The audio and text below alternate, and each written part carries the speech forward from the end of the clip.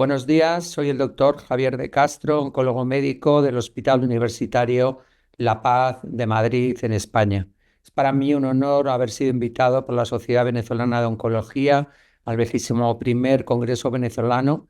Me hubiera encantado haber compartido con ustedes, con vosotros, de por forma presencial esta presentación, pero por motivos de trabajo logísticos no ha podido ser. Espero poder compartir en otro momento una reunión presencial allí en vuestro país.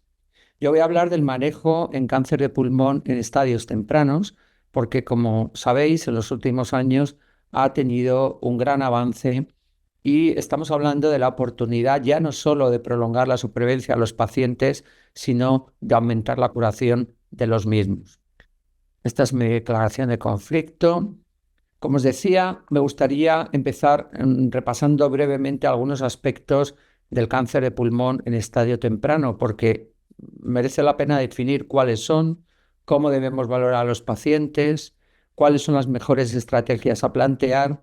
y también la necesidad de hacer biomarcadores y si el papel de las mutaciones tratables, que son importantes en la enfermedad diseminada, pueden tener un valor también en los estadios iniciales. Como decía, cuando hablamos de estadios tempranos, estamos hablando de dos grupos que son totalmente diferentes. Unos estadios iniciales, que son aquellos tumores en estadio 1 o 2, que generalmente son tumores menores de 4 centímetros, bien localizados, con poca afectación ganglionar mediastínica. Y luego hablamos de un estadio 3, que es un estadio muy heterogéneo, porque vamos a tener tumores más grandes o con un compromiso ganglionar mediastínico importante. De forma que aquí, en este grupo del estadio 3, mientras que el estadio 1 y 2, la cirugía va a ser el gold estándar del tratamiento local,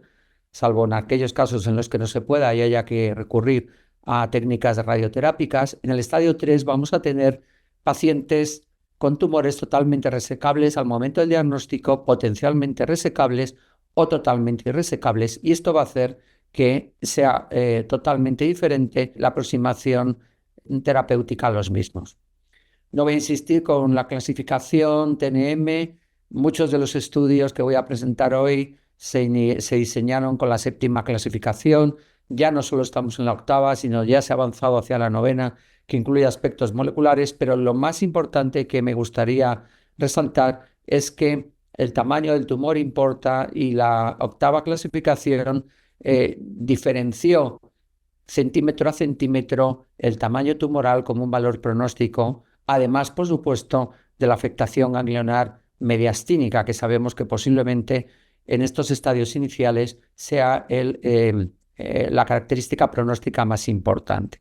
Y en este sentido no voy a insistir con algo tan importante, pero sí que es fundamental hablar brevemente del diagnóstico. El diagnóstico del cáncer de pulmón, en todo caso, pero especialmente cuando hay sospecha de una afectación locorregional, necesita de un patient journey complicado porque necesita de pruebas de imagen como el PET-TAC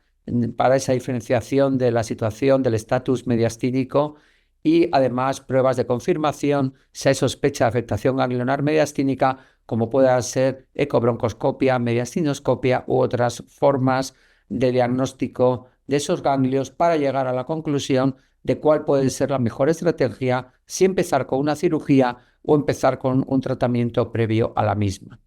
En definitiva, como comentaré al final de la presentación, el papel del comité multidisciplinar en la toma de decisiones es absolutamente crucial. En este sentido, es el cirujano torácico el que diseña y define la resecabilidad del tumor y es el comité formado por todos los especialistas médicos los que deciden también la situación de operabilidad que pueda tener un paciente.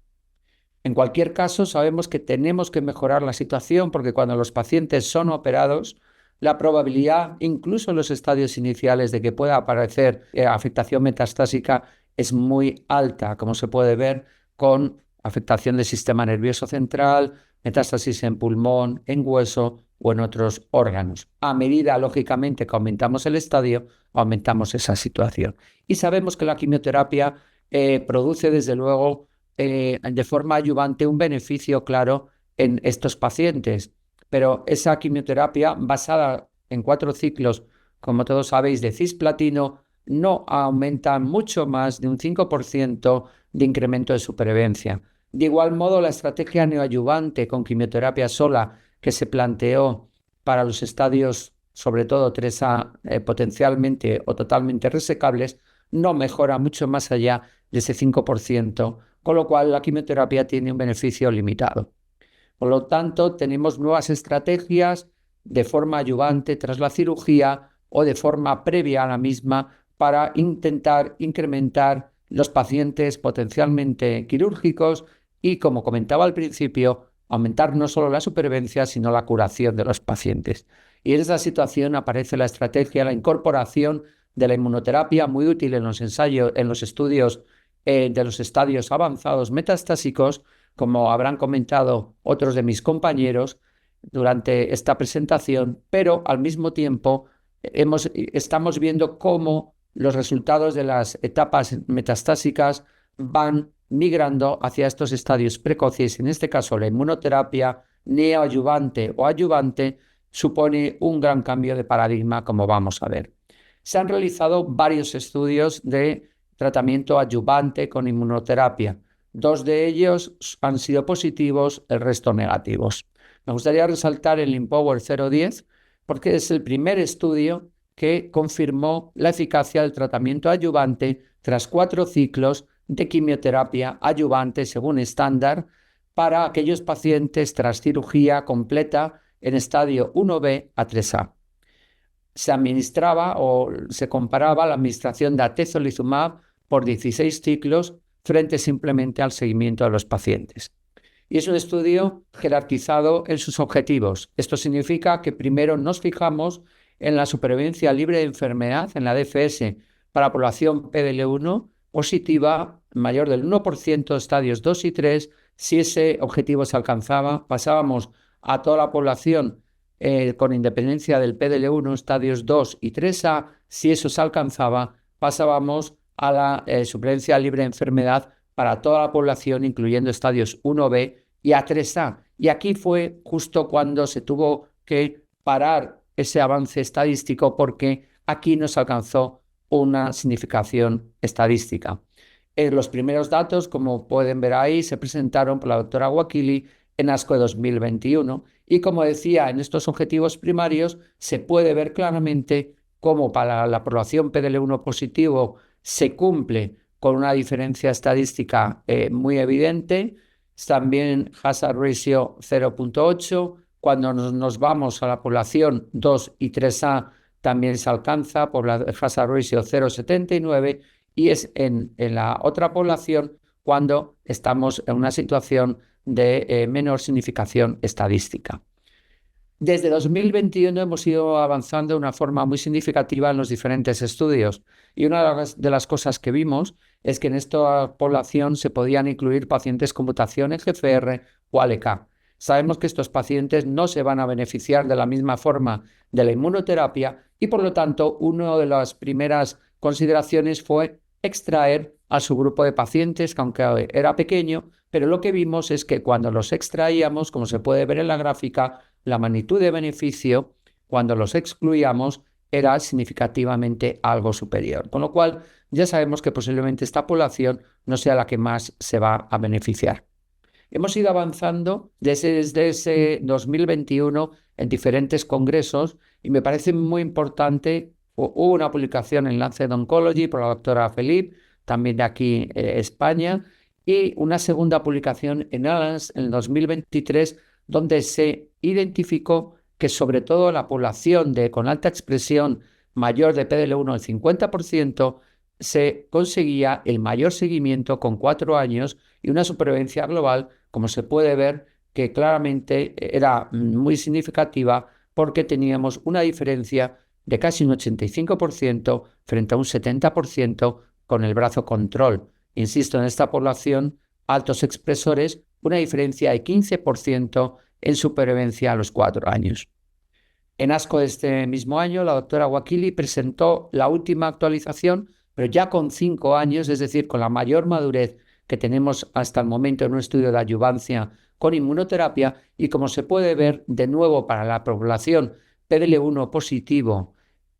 alcanzábamos una hazard ratio de 0,70, y de nuevo para la población en estadios 2 y 3 también se conseguía este resultado en términos de DFS y, como veremos a continuación, también en términos de supervivencia global. En la población con alta expresión, como he comentado, se conseguía también se aumentaba esta magnitud de beneficio, y, como digo, no solo en la DFS, como se puede ver aquí claramente, hazard ratio muy significativa, 0,49, pero también en la supervivencia con una diferencia prácticamente de un 20%, lo que desde luego es un avance muy importante. E insisto, con datos maduros, y todos sabemos que un paciente con cáncer de pulmón, al cabo de 2 o 3 años de que no haya recaído, podemos considerar que ese paciente está prácticamente curado.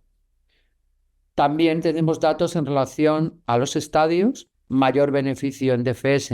para el estadio 3, cuanto tenemos mayor magnitud, peor pronóstico, mayor magnitud de beneficio, y también en relación claramente lineal con el PDL1.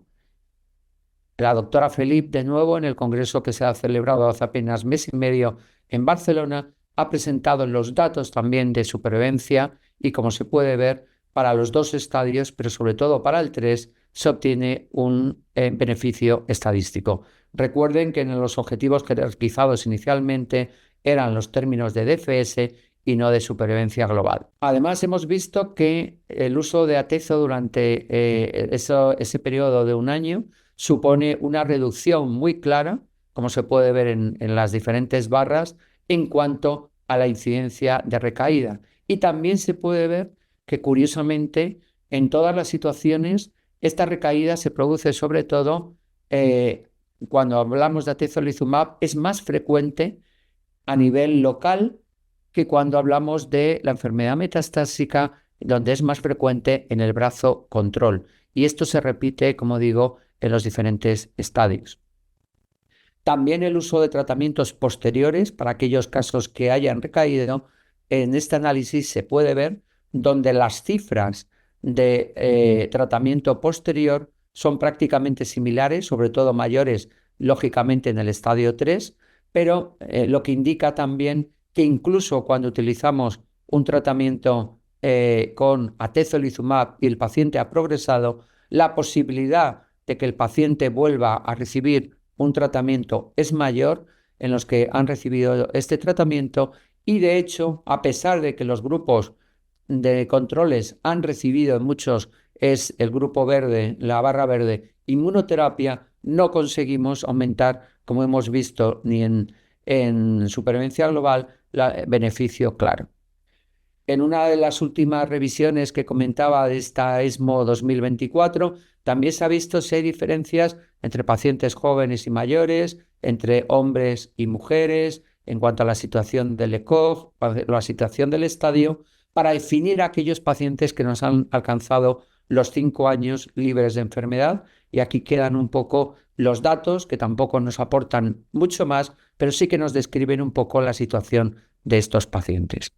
Hablaba antes de excluir pacientes EGFR y ALK, puede ser importante, y también IMpower 010 es muy novedoso a la hora de incluir el análisis del ctDNA. Se ve claramente como un ctDNA positivo implica un pronóstico negativo, pero incluso en los casos con ctDNA positivo, como se puede ver, aquellos pacientes, aunque van peor, los que reciben atezo siempre van a ir mejor que los que están en el brazo control, y, por supuesto, en la población de mejor pronóstico, que es ctDNA negativo, también se observa una magnitud de beneficio.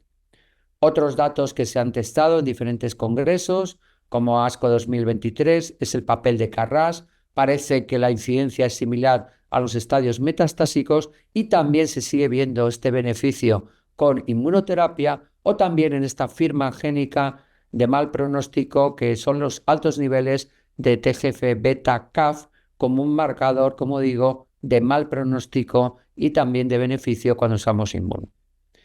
Si dejamos el Empower 010, el otro estudio que también ha demostrado beneficio positivo ha sido lo que se llama el PELS, un estudio de la ORTC, o también Keynote 091. Similar en su diseño al anterior, lo único que tiene de diferencia es que aquí se permitía en algunos pacientes no haber recibido quimioterapia previa.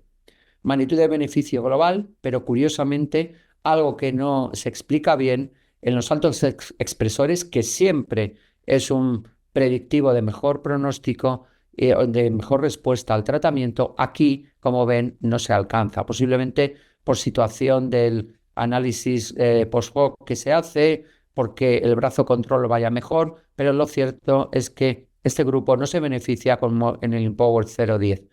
Y algo que para mí es lo más importante que demuestra este estudio es que hay que recibir quimioterapia. Aquellos pacientes que habían recibido al menos un ciclo iban mejor que los que no lo habían recibido.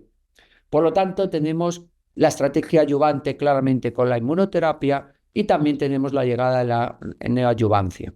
Estos son los estudios que son bien conocidos. No es el motivo de esta presentación porque si no nos alargaría mucho, pero todos sabemos que hay estudios ya de neoadyuvancia y de periadyuvancia, que serían las dos estrategias que también han demostrado un beneficio significativo. Con lo cual, la llegada de la inmunoterapia, bien en la estrategia postquirúrgica de adyuvancia como en la estrategia previa o posterior a la cirugía, han demostrado que la inmunoterapia puede aumentar la cifra de supervivencia de los pacientes en el estadio 3, lo cual, con beneficios y riesgos de unos y otros, pues tendremos que adaptarnos a la situación de cada paciente.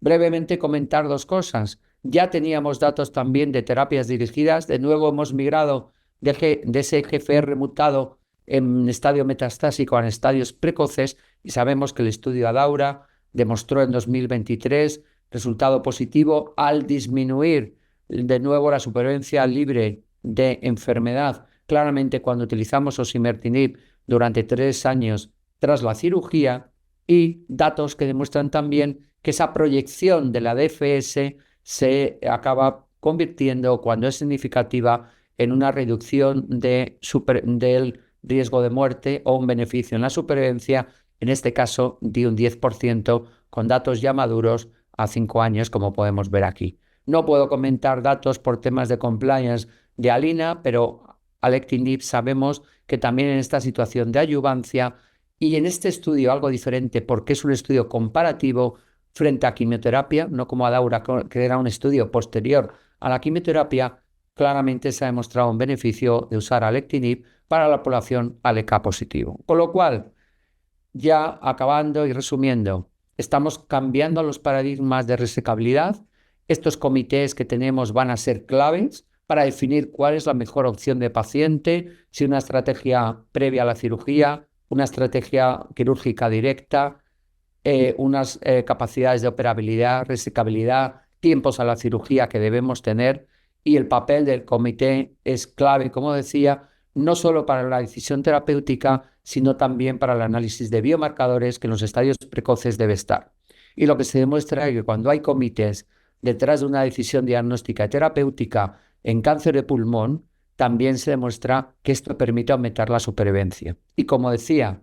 esto es un consenso en la Sociedad Española de Oncología Médica con la de anatomía patológica, donde se demuestra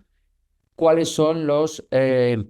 marcadores patológicos, PDL1 y toda la batería en forma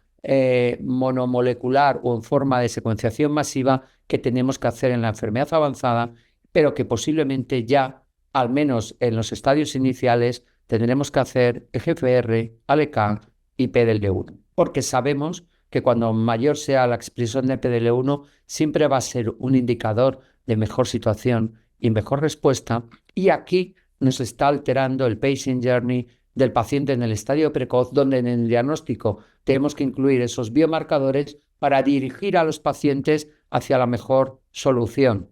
Bien la cirugía de entrada seguida de adyuvancia, bien una estrategia neoadyuvante, o bien cuando el paciente sea irresecable, hacia un tratamiento de quimio-radioterapia seguido también de inmunoterapia. Nada más y muchas gracias, y luego estaré encantado de contestar sus preguntas.